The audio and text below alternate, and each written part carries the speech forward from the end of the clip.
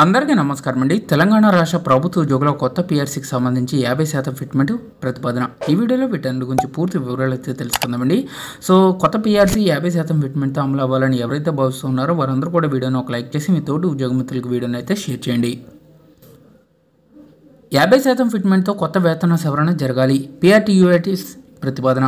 తెలంగాణలో 50% ఫిట్మెంట్తో కొత్త వేతన సవరణ జరగాలని పీఆర్టీయూటీఎస్ సంఘం పీఆర్సీ చైర్మన్ శివశంకర్ను కోరింది. సిపిఎస్ను రద్దు చేసి పాత పెన్షన్ విధానాన్ని కొనసాగించాలని 2003 డిఎస్సి ఉపాధ్యాయులకు సైతం ఓపీఎస్ను వర్తింపజేయాలని అభ్యర్థించింది. సంఘం అధ్యక్ష ప్రధాన కార్యదర్శులు పింగిలి శ్రీపాల్ రెడ్డి, బీరెల్లి కమలాకర్ రావు, ఎమ్మెల్సీ రఘోత్తమ్ రెడ్డి, మాజీ ఎమ్మెల్సీలు బి మోహన్ రెడ్డి, పోల రవీందర్, మాజీ అధ్యక్షుడు పి వెంకటరెడ్డి, పీఆర్జీటీఏ అధ్యక్షుడు దిలీప్ రెడ్డి మంగళవారం శివశంకర్ను బీఆర్కే భవన్లో కలిసి కొత్త పీఆర్సీకి సంబంధించి తమ ప్రతిపాదనలను సమర్పించారు.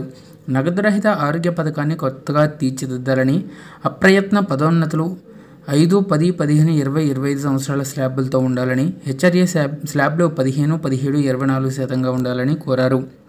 అలాగే ఎస్ఎస్సి ఉద్యోగులకు కనీస టైం స్కేల్ని ఇచ్చి సమయానుగుణంగా క్రమబద్ధీకరించాలని, ఎయిడెడ్ మోడల్ పాఠశాలలు అన్ని సొసైటీల గురుకుల అధ్యాపకులకు 010 పద్ధతి ద్వారా వేతనాలు ఇవ్వాలని, సెకండరీ గ్రేడ్ ఉపాధ్యాయులకు 13వ వేతన గ్రేడు 2017, టీఆర్టీ ఉపాధ్యాయులకు అదనంగా 4 ఇంక్రిమెంట్లు, గెస్టెడ్ హెడ్ మాస్టర్లకు ఎంఈఓలతో సమానంగా వేతన స్కేల్స్ ఇవ్వాలని, 50 సంవత్సరాలు పూర్తయిన వారికి డిపార్ట్మెంట్ పరీక్షల నుంచి మినహాయింపులు ఇవ్వాలని, ఎల్టీసీకి 1 నెల వేతనంతో పాటు విమాన ఛార్జీలను చెల్లించాలని కోరడం జరిగింది. సో ఈ విధంగా నిన్న పీఆర్సీ కమిషన్కి ప్రతిపాదనలు అయితే అందజేయడం జరిగింది.